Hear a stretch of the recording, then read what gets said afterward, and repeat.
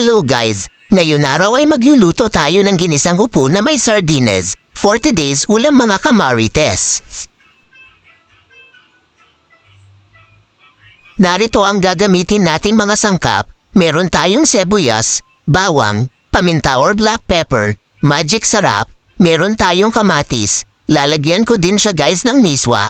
Pwede din natin lagyan ng patis at ang ating panglahok, the mega sardines. Maanghang ang ginamit ko na panglahok guys. Syempre mas maganda panglahok pag medyo spicy. So let's go guys. Tara at umpisahan na natin. Painitin na natin ang kawali at ilagay na ang mantika.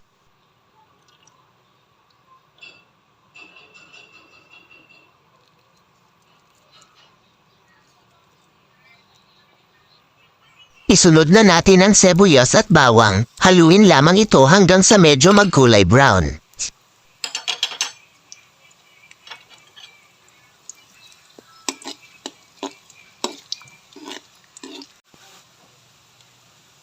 Ilagay na natin ang gulay na opo. Ay, nagkamali ako guys. Dapat pala ay yung kamatis ang una ko nilagay bago yung opo.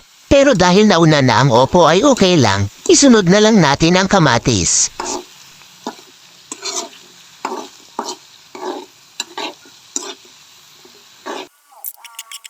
Ayan, ilagay na natin ang kamatis guys, tapos halo-haluin lang natin at ilagay na ang asin, at syempre ang magic sarap para mas lalong sumarap ang luto, paminta, at ang patis.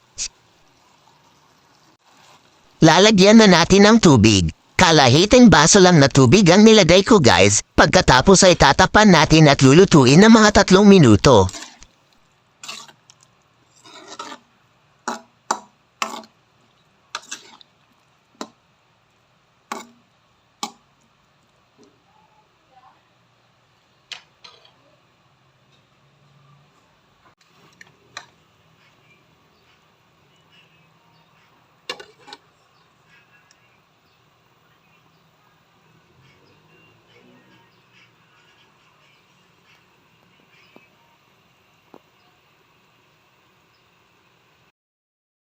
Ayan at kumukulo na siya, kaya naman ilalagay na natin ngayon ang miswa. Depende po yan sa inyo kung gusto nyo lagyan ng miswa ha. Pwede din naman hindi ninyo lagyan kung ayaw nyo guys.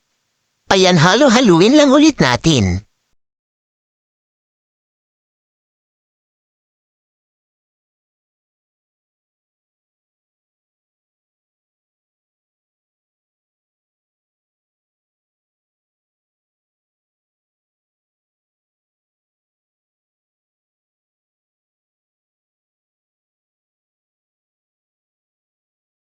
Ilalagay na natin ngayon ang sardinas. Spicy itong ginamit ko na panlahok guys. Mas masarap kasi kapag medyo maanghang ng konti.